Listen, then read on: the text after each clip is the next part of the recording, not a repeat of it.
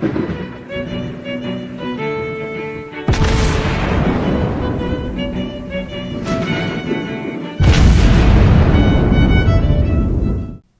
everyone and welcome back to World of Warships Blitz with Terry. Today we are looking at a brand new upcoming Dutch destroyer. Well, actually it's a cruiser. So this is the Tromp, a tier 10, well, classified as a destroyer here, but even in literature you often find her mentioned to be either a flotilla leader or even mentioned as a light cruiser. Because the Dutch weren't quite sure what that thing was, but it was certainly large enough to be classified as one. The Tromp really existed. That ship was built and completed before the Germans invaded the Netherlands, and she was in the Pacific by the time things got dicey at home. So she later on joined the Abdacom in order to defeat, or at least fight back against the Japanese invasion. And she was... well, got her behind kicked together with a couple of other allied ships by the Asashio, of all ones, during the Japanese invasion of Bali, where Tromp was part of the, I think, second group that was engaging the Japanese invasion force. And they did make the mistake of engaging the Japanese at night. And at that period, the Japanese were very much superior in night fighting. So Tromp actually managed to get herself shot up by Asashio. It could have been worse. She could have been sunk like one of the other Dutch destroyers by Asashio's torpedoes. But that did not happen. So the ship actually survived the war and eventually got a refit after the war, then became a training ship and then was eventually scrapped, I think, in the 1960s. But it's quite uncommon that we actually see ships at tier 10 that really existed, so this is always welcome. Now, what is making the Tromp special? Well, let's begin by comparing her to the other Dutch destroyer that we have in the game, which is the Groningen at tier 9. So let's see what the difference is between the two. Well, first of all, we notice that we get a better engine boost on the Tromp, and in return we don't get sonar, but we have the same defensive AA. The Tromp is a bit of ship of compromises. Comparing the two, she's definitely a larger ship and has respectively more hit points, but it's also significantly slower and less maneuverable. In fact, with 32 knots base speed, I think the scout cruiser or even light cruiser designation is pretty apt here in this regard. The guns are also very different. She gets 150mm guns, so more like the German scout cruisers, like the Elbing. Although the thing that is very much not like the Elbing is the armor piercing on these guns, because the armor piercing on these guns is very meh.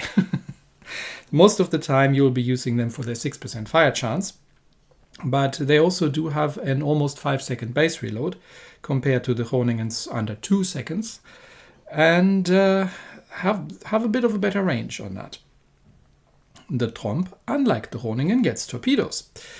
She has 2 triple launchers, and they are side-mounted, I think, with a very good range, a good speed, and a very short reload.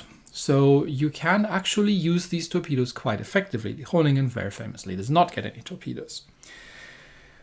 The Tromp also does not have any large caliber AA, because these 150s are not dual purpose, which means that while the small caliber AA is superior to the Groningen, she doesn't have any large caliber.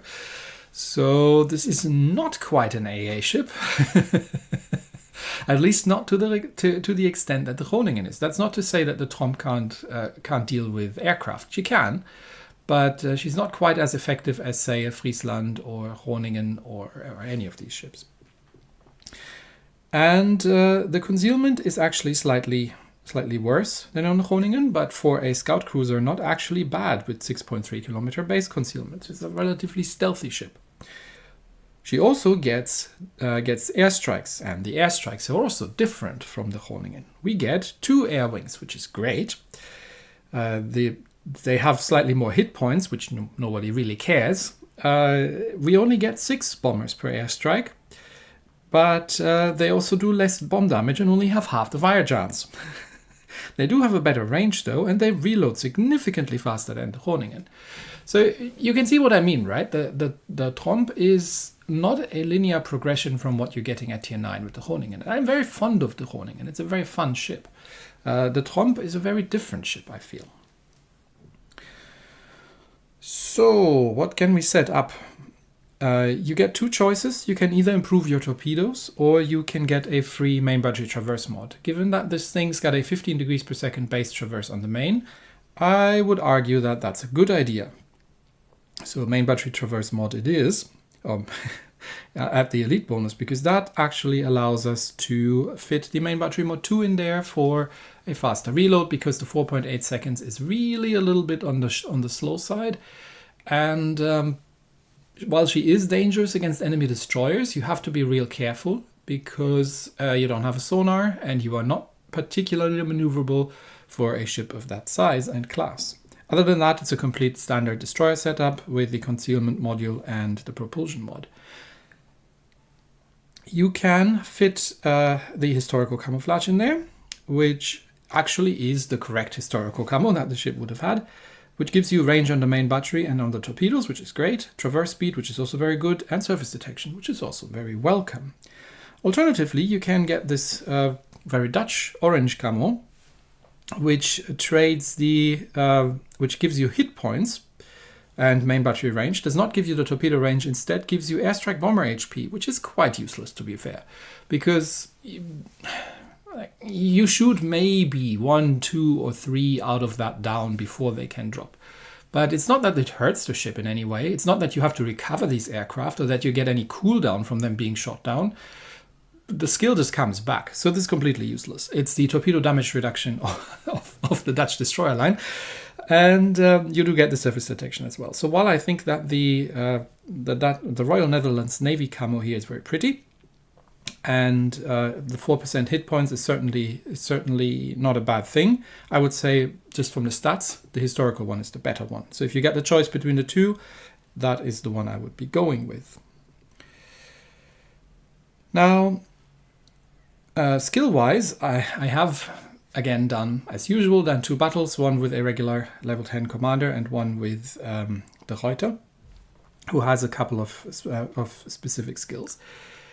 Do you want to take the Air Defense Expert Plus? Or in general, the Air Defense Expert? I would say yes, because even though you have a significantly diminished AA, it's still not a terrible AA, and you've got the Air Defense boost, so you might as well use that. Especially that the alternative is 1.5% hit point regen on a kill, which isn't an awful lot on a ship that small. I like sailing with Daredevil, but given that this is technically a light cruiser, you could also be absolutely running Survivalist here as well. Now, while the Reiter has the recon skill, you obviously don't need that, so Exploit Weakness is the better choice here. You clearly want the engine overload, and unlike in something like the Groningen, you can actually take the Giant Hunter to do more torpedo damage to large targets.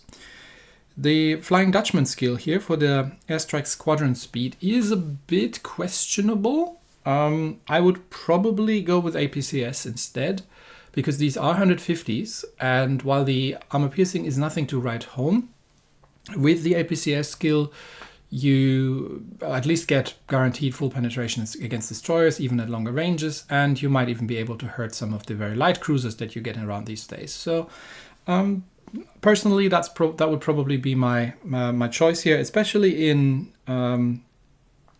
with a non-legendary commander where you have the dive bomber dispersion set here, which I think is probably not quite worth it, but it's up for debate up here.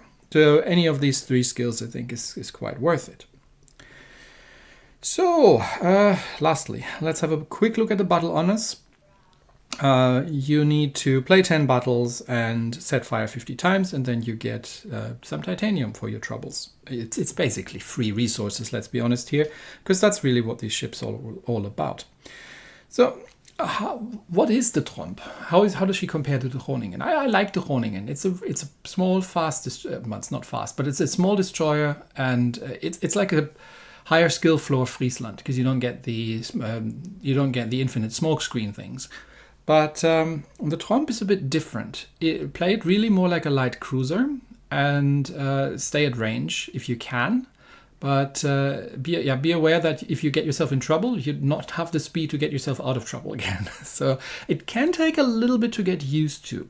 Also because the Tromp is having a lot of compromises around not having an awful lot of torpedoes, not having quite the AA you would expect, and the airstrikes not being quite as good as they should be. But in return, you get a very interesting package. So let's have a look at the Tromp in action. As usual, two games, one with a regular setup and one with the all decked out and legendary De Ruyter that you've just seen in the game. In the first round, we are playing Epicenter against Montana, Conqueror, Black Republik, Großer Kurfürst, Goliath and Double Shimakaze. Usual setup on the Asian server, all battleships and Shimas. But I think this was one of my earlier games on the Tromp. One of the things that you'll realize very, very quickly if you start playing the ship is that, well, you have three weapon systems. You've got the torpedoes, you've got the guns, and you've got the airstrike, which means that, yes, you do need to cycle through all three of them. But with the engine boost and the preheating up, this thing is actually doing almost 39 knots, which is still relatively pedestrian by destroyer standards, but for a scout cruiser, not terrible. So, despite the fact that there's double Shima out there, I'm going to head towards the center cap, because there's one thing that you can do with the Tromp. She has a very fast reload on the airstrikes, so you can scout airstrike, and you've got two of them. So once I'm getting a little closer into range, I'm going to start. First, I'm going to drop some torpedoes off, because these things also have a 30-second reload time, because by the time they're there, they're almost reloaded. And I'm going to drop one of the airstrikes over there, not to actually hit anything, although if you get lucky, you can even manage to hit someone if you're good at prediction, like that Shima over there. It's not that far off. But mostly I've just done this to spot these two Shimas and give my team something to shoot at, while at the same time staying at range, because I don't have a sonar and I'm obviously going to have to go Shima spotting. And since I'm now spotted and I'm in the Tromp and it's a new ship, everybody goes, "Wee! Shoot at things." Okay. The Shimakazes have captured the center cup. We're going to do something about that relatively quickly. I just have to go undetected, and then hopefully Halland can make himself useful as well. But I'm reasonably certain that we can take on the Shimas and push them out. And just now that I'm undetected, I'm going to go back, get in there, and get into airstrike range. Because the one thing you really want to where the Tromp really shines is if you can position yourself in mid-range behind an island and start unloading at the enemy team. Now, I don't want to use my guns, because that's a Goliath, and while the Goliath is by no means a great ship, we're going to try and set a fire on the Großer Kurfürst instead. While the Goliath is by no means a great ship, it still can make my life very, very short and interesting. So let's see if we can get some torpedoes out in the other direction. Of course, no fires on the Großer Kurfürst, because while these airstrikes are reloading relatively very quickly, they're not that good, which is a fair compromise, to be honest. And we've got the long-range torpedoes, so let's drop something in the general direction of the Conqueror. There's one of the Shimakazes. Goliath is hiding behind the island, but I would sort of prefer not to be spotted, because that's a Conqueror over there. Okay, Conqueror just fired, but now the Shimakaze is gone undetected. You do have to be a little bit careful, because your maneuverability is not the greatest. We'll just keep them under fire and keep the center cup occupied. Bowing towards the Conqueror. Shimakaze torpedoes from the left should not be a problem, because I've got the island there. Still no fire on the Großer Kurfürst, so let's see what we can do about the Conqueror. Maybe we can get a fire set. There is a fire, and he has Damacon a single fire. You really should know better when you're in a Conqueror. But he is also retreating, so maybe that's fair enough. But we'll see if we can get another fire set now that the skill is on cooldown. Or that the consumable is on cooldown, but I don't think I can still get the airstrike out at the Conqueror. He's already too far away. So that wasn't a bad choice. We'll drop the Montana instead, because if I haven't had any luck with the Großer Kurfürst today, and we'll just use the guns on the Conqueror while keeping a wary eye at that Goliath. And that's a single fire. Monty Damacon's a single fire. Nice. Torpedoes out. Maybe we get lucky with a flood. And we've already almost got the next airstrike ready. So let's use our guns in the meantime and shoot at the Montana and see if we can get some permafire set. There's that Shimakaze over there, but half of my team is around that corner, and I really don't want to poke out there if I can avoid it, because that's a großer Kurfürst, and that thing is probably I am probably in secondary range of that thing, and it looks like my team is getting the Shimakaze sorted out without my involvement. Or do I need to do it myself? Okay, I've almost got the dive bomber reloaded. I'm in a safe spot. Goliath is pushing.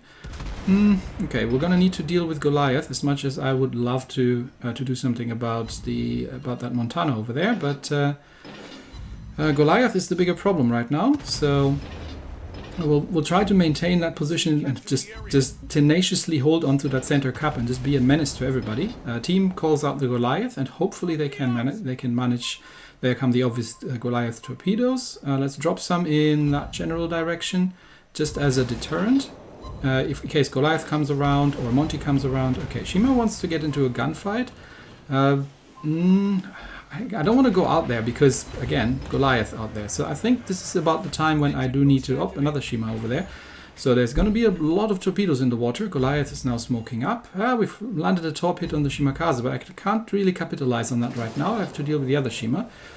We've got an airstrike ready. Let's drop the retreating Goliath. There comes one spread from the Shima that's just smoked up. I have no utility. There comes the fire from the Goliath. That's what I had to be careful about. So try to dodge that as much as possible. And we've got the Goliath down. Just have to dodge the Shimakaze torpedoes. Not sure if there's more coming, so I'm not going to do the obvious thing and continue on my path. But Shima is now also retreating. And that's the full health Shima. And no, he's actually going for the cap. Okay, so while we're turning around, getting ourselves back into the capture circle, I am going to drop an airstrike there, just in case the Shimakaze is deciding to keep reversing. No, he's going forward. Okay, so Shima keeps going forward, but I'm going to take that cap right back off you again, because that's what I'm here for. Now, this is an unreleased ship, so most players are going to have no idea what this thing's capable of. And generally, Judge destroyers tend not to have torpedoes. The Friesland doesn't have any, the Groningen doesn't have any. So we can be forgiven to not knowing that this thing has torpedoes. Now I've switched to the armor piercing at this range, and we are going to drop some torpedoes on the Shimakaze, and you can't really blame the Shima player for that, because by all intents and purposes he would assume that it would be safe to assume that Dutch destroyers don't have torpedoes. So he sees them, he stops, but that obviously means he's now a stationary target, which means he's now a very dead Shima. And unfortunately I am now stuck giving broadside to a Montana, which results in my untimely demise, but I have managed to hold the center cap for most of the game, and I think we've got just enough of a points lead due to that we're going to get through this on a win, while the rest of my team is trying to kick the Republik out there to death. So that is kind of what you want to do in the Tromp. It's not very good at one thing, but in combination it can do a lot of things, which is always something that I really enjoy in a ship. So if you can find yourself a nice position, then you can certainly do some damage with the guns, some damage with the torpedoes, and some damage with the bombs, and it all just kind of adds up in the end. The second round we are playing with the fully decked out ship, and obviously once again it's a tier 10 battle. Facing a Colombo, Kremlin, Yamato, Smolensk, Black Shimakaze, and an Östergötland. In everybody's favorite map, Encounter. No carriers, but we'll see what we can get done. Encounter has a slight tendency to be base tradey, so we'll especially that's a 6v6, and there's one bot in our team. So we'll see how that turns out. But we are spawning on the left flank. So given that there's no carrier in play, I will probably go and scout, because while this is a scout cruiser, the Tromp actually has a pretty decent concealment, especially with a concealment build and with the range on that thing. Let's kick up the engine boost. There we've got the Shimakaze with us here. Let's kick up the engine boost and go scouting and see what we can spot. And again, you can use the torpedoes pretty freely. That's just a predictive drop there. And I'm going to use the dive bomb. I can use the airstrike to do some scouting as well if need be. But I'm not too scared just yet of what's coming in. That's the bot Ibuki. Okay. You can try to use the airstrike on bots, but they have the same magic dodging powers that they have for torpedoes, so they tend to just dodge them. But it's worth anyway. That bot needs to go, and it looks like there is nothing much from the. Okay, that actually hit. I think. Yeah, we got the airstrike on target. Okay, that's a dead Ibuki. Black Shimakaze spotted over there, but he's already leaving, so this flank's falling. They are not there, which means that they're all on the other side, which means they are pushing hard. So now it's a question of what are we going to do. So we've got the Shimakaze and 2 battleships pushing up this flank here. There is a Yamato. So I'm briefly considering just going for the cap, but the enemy team is very quick, has wrapped up the Smolensk on the other side, and the Somers is also coming this way. So I think at this point, my team's lemming training. that's pretty clear at this point. So we've got everybody coming up this way, and the Yamato back there is defending. The problem is they've still got 2 more battleships and a Smolensk coming that way, and the Shimakaze is going through the middle. So I am heading back. I'm going to help try and defend our cap, because if these guys are lemming training, the best use of me is going to be to help defend over here. So first of all, Shimakaze, we're going to use and there you see the guns. Even the armor piercing can be a little questionable, even at these ranges. First we're going to deal with the Shimakaze. We're going to use that little ledge as a torpedo defense, and while we're doing some semi-pens on the Shimakaze, we've definitely pushed him away, which is what I was trying to achieve here. So let's drop an airstrike in his way. Let's see if we can hit. But there's a Smolensk, and there's the Östergötland as well. Okay, Smolensk must kill. We have the Somers over there. Not sure what he's up to, but I don't know if there's any more Shimakaze torpedoes coming. The Shimakaze is still shooting at me, but the Östergötland is now going for our cap. And there comes the Smolensk as well. So let's drop. Where's the Smolensk going? Okay, Smolensk is turning. In that case, we'll just start probably dropping the Colombo, because the Smolensk is just going to outmaneuver that. He is running away from the Östergötland torpedoes, and he is running into the Colombo, so we might be able to get a couple of hits in there with the airstrike on the Smolensk as well. Maybe not, but I think everyone's now focusing on the Smolensk, as they bloody well should. But there's an Östergötland, which is now gunning for our capture circle. And the battleships on our side sort of have forgotten that they wanted to lemming train, and kind of dithering in the middle, whereas the one destroyer that I think that was the Shimakaze on our side, has now made it to the cap and found out that no, but everyone went and like, yeah, you go, hey mate, go ahead then. You go first if you want to have the cap. Okay, that airstrike has not hit because the Östergötland's actually moved, but the Östergötland is very much focused on kicking our Slava to death. So, well, he's completely ignoring me, and you ignore a Tromp at your side with the armor piercing loaded at this range at your peril. So that thing's dead, which leaves the problem of the Cristoforo Colombo. Now, the Slava on our side is on very low hit points, and the Colombo can one-shot me. So I do have to be a little careful here. But let's get the engine boost up. We are equal on points and equal on kills, and we've got 2 minutes to go. So we have to not lose the Slava. So Slava has to go defensive, and I have to do my level best not to die to the Colombo if he gets any funny ideas, and at the same time try and keep the Slava alive. So that's going to be a fun one. But the Slava is helping by actually going defensive rather than sitting broadside on to a Cristoforo Colombo, which is much appreciated. Can we get a fire on that thing, please? I am most definitely going bow in, because that thing can end me, but I've got 2 airstrikes ready, so I'm just trying to get a fire and trigger the Damakon. Okay, he is actually turning out a little bit, and he might be avoiding some of these. Yeah, he's been avoiding most of them. Okay, no fires. Let's get another airstrike down. Does he keep turning, or no? He's steadied out again. Okay, but he is taking the torpedoes. There comes the fire. He is going to have to Damakon that a little bit early, because the airstrike's not going to be able to set one. Slava is still alive. I am not going to go in there. Not with the Cristoforo Colombo, who can one-shot me.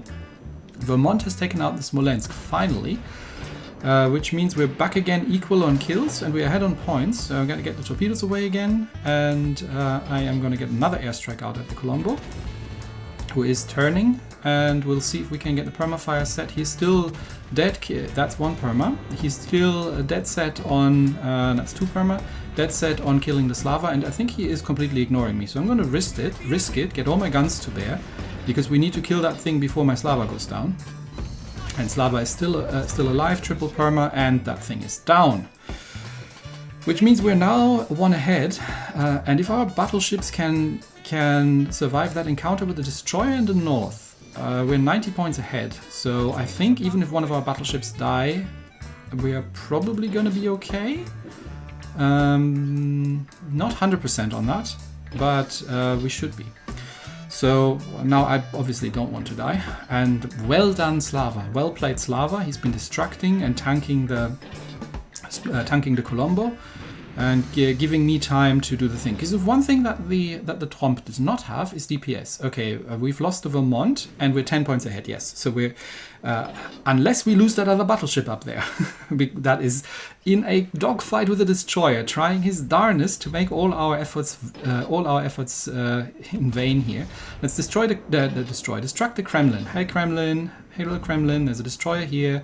You're being shot at. Don't look at the battleship in the north. Don't try to kill. Yeah, shoot at me. That's perfect. He's even got the HE loaded. Well done him. So let's distract the Kremlin, and that gets us the win in the end. Whew. That was close, despite best efforts from the team in the other direction. So yeah, Tromp is a very multi-role sort of thing.